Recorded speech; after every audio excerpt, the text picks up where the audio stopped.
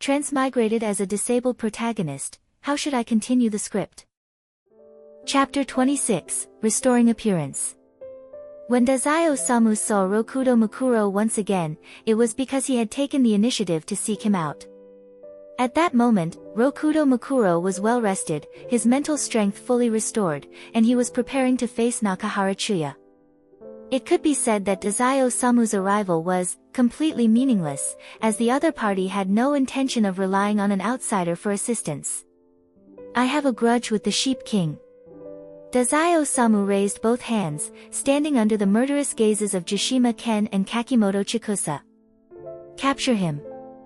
Rokudo Mukuro didn't believe a single word he said, and after issuing the command, Jishima Ken immediately went to capture Tezuka Osamu.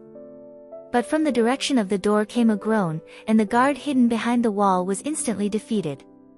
The speed of the defeat was so fast that even Rokudo Mukuro, who had always been in control of the situation, was caught off guard. Through the guard's perspective, he saw a black-haired boy. It was that person from last night.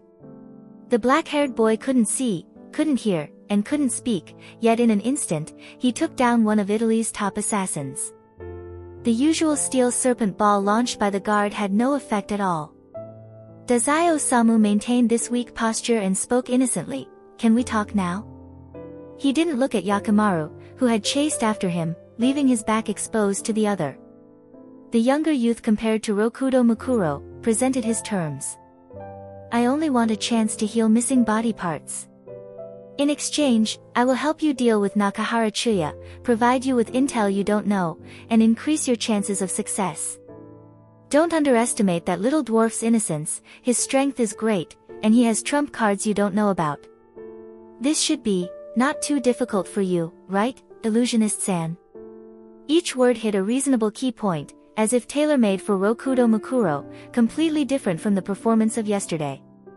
Rokudo Mukuro cast another scrutinizing glance at Tezuka Osamu, then smiled at the man whose eyes danced alongside the darkness.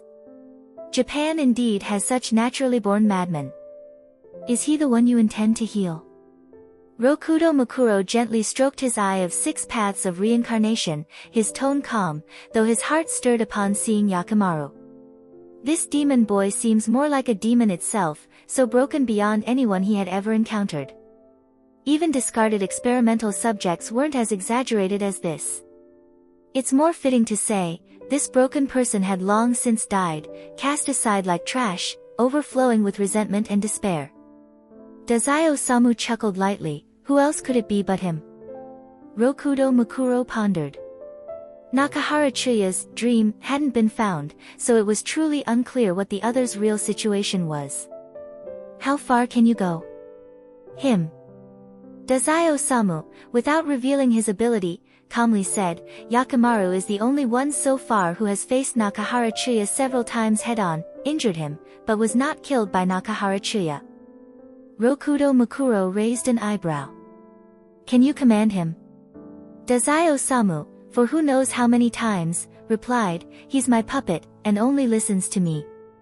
Rokudo Mukuro scoffed, his gaze sweeping over Yakimaru's disfigured form, once again recognizing the spirit tainted by corruption.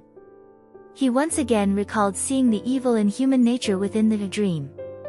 Sacrifice, from ancient times until now, had always been the act of the lowly seeking favor from those of higher status. Yakimaru was the offering on the altar, and in the darkness, the monsters sought to tear apart their prey. Thus, the one offering him would only be the loathsome human. Never before had he felt such revulsion toward humanity as a species. Healing him is not impossible. Rokudo Mukuro stopped Ken and Chikusa from trying to drive the two away. Contacting Yakimaru had always been part of the plan, and since the other party had delivered him right to the doorstep, why not accept him with a smile? Rokudo Mukuro and Tezuka Osamu conversed, each harboring their own dark schemes. "You want to prove your worth, otherwise the healing power can be revoked at any time." "No problem, I'll trouble you." Tezuka Osamu politely thanked him, well-mannered. Beneath the frail exterior lay a nature neither truly good nor evil. "And also, I am Tezuka Osamu, please guide me in the future." The future core of the Port Mafia, having faced off against the chosen Mist Guardian among Vangala Decimo's guardians. Rokudo Mukuro had yet to sense any repulsive mafia aura from Dazai Osamu, so he reluctantly agreed to let him serve as a temporary intel associate. If Dazai had mentioned the Port Mafia, Mukuro would have guaranteed to toss him out immediately. Kufufufu, we met again so quickly, haven't we? Rokudo Mukuro spoke to Yakimaru, unconcerned with the fact that he couldn't hear anything. He conjured a trident, and in the next moment, Yakimaru became alert, his instincts detecting an unfamiliar mass of purple energy. Purple. Is this purple? The fog compared to yesterday was several times denser, enough to take on a physical form like a trident, with its color essence being electric purple. Yakimaru's perception of the color spectrum had once again expanded by adding a new hue. He grew even more cautious. Is purple dangerous or not dangerous? This world held too many things that could threaten him. He wholeheartedly trusted Dororo, who suddenly grabbed his hand and gave it a small shake. This seemed to be a signal between them. Whenever this happened, it meant the situation was not dangerous. Dororo, are you serious? This person have clearly killed before. And the two beside them too. Why do you always associate with such people? Yakimaru struggled to convince himself. Rokudo Mukuro's life flame is difficult to describe in words, no less intense than the red glow on Yumino Kyusaku. A strange bunch. Yakimaru's alertness didn't waver, though his battle intent lessened. Dazai Osamu let go of his hands. After these past days, they had finally developed a silent understanding that didn't need words. There was no longer a daily need for Yakimaru to demand holding hands. Dazai Osamu quietly let out a breath, the pleasure of raising a puppet, huh? After observing their two small actions, Rokudo Mukuro approached. His trident suddenly seemed to cut toward Yakimaru's skin, but midway through, it froze and twisted, aiming for Yakimaru's chest instead. There was no helping it, his body of flesh and blood was too limited. At that moment, Yakimaru instinctively wanted to resist, but because the sense of danger wasn't that great, his hand was caught by Dazai Osamu.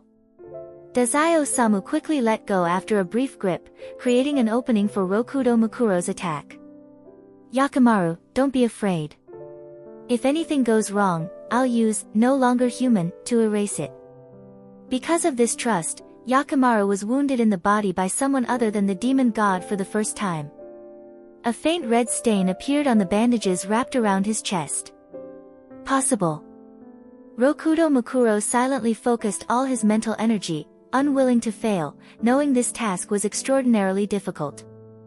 As his words faded, Dazai Osamu's heart clenched, his eyes fixed intently on Yakimaru. The failure at the armed detective agency before left him unable to trust another doctor, even if this one was brought in as a cosmetic surgeon. Before them, Yakimaru suddenly covered his face in a strange manner, his body trembling mechanically, the mask slipping from his hands. A new face emerged, replacing the previously unsightly one. A face. Between the gaps of Yakimaru's fingers, there were no longer the rugged muscles or veins. Instead, skin even paler than his fingers appeared on his face. He had no sense of touch, no pain, and could not perceive the specific changes in his facial features beneath his fingers. He was uneasy due to the unknown. Without killing the demon god, how could he possibly regain his body parts? At this moment, Yakimaru was completely unaware that his appearance had been restored. After Rokudo Mukuro's adjustments, his facial features had become even more refined, more beautiful than any mask. His skin had returned to its original state, hidden beneath the bandages. His prosthetic limbs seemed to be covered with flesh and blood, no longer cold and rigid. Their flexibility had increased, and his entire body, beneath the loose robe, had filled out, giving him the tangible sense of truly being human. Dazai Osamu held his breath, unable to believe the miracle the illusionist had conjured out of nothing. Even ability users with healing powers couldn't do this. Fake, but it could also be real. Upon seeing the mask fall, the thick-skinned Jishima Ken exclaimed, "What's with wearing the same mask on your face? Kakimoto Chikusa instinctively adjusted his glasses, his heart racing slightly, but he didn't voice his suspicions. Ken, he's not wearing the same mask on his face. What's more, he has no arms, no skin, and perhaps everything behind that mask is fake. The eyes, ears, touch, smell, and taste, all of these pertain to the 5 senses of humans. I am unable to restore them. Even if I did, it could easily affect his brain, which would be detrimental to his combat ability. Rokudo Mukuro, far more prideful than Maman, would never lie in his area of expertise. Having achieved what 99% of illusionists around the world couldn't, he added, however, as for everything else, I've completely supplemented them with illusions for him. Dazai Osamu immediately caught onto a major advantage. What you mean is, the tongue. Rokudo Mukuro elegantly responded, exactly. As someone who had stepped out from within the cycle of reincarnation, Rokudo Mukuro spoke to Yakimaru, who was standing in hell, for once without malice. You can produce your own voice. The tongue is where the sound comes from. Without a voice, humans are unable to communicate normally and cannot be understood by others. After 14 years of not speaking a single word, Yakimaru felt something new in his mouth, confusedly moving his tongue, even inexplicably biting down on it as if to check whether it was edible. Not long after, Yakimaru realized there were new body parts on him. His hands hung awkwardly, not knowing what to do.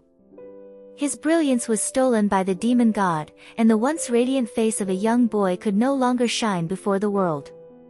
He inherited the beauty of his mother, Lady Nui, and as the eldest son of the general of Daigo's territory, destined to be the child of heaven, even after enduring immense hardship, he still surpassed his younger brother Tahumaru, who was raised in luxury, by far.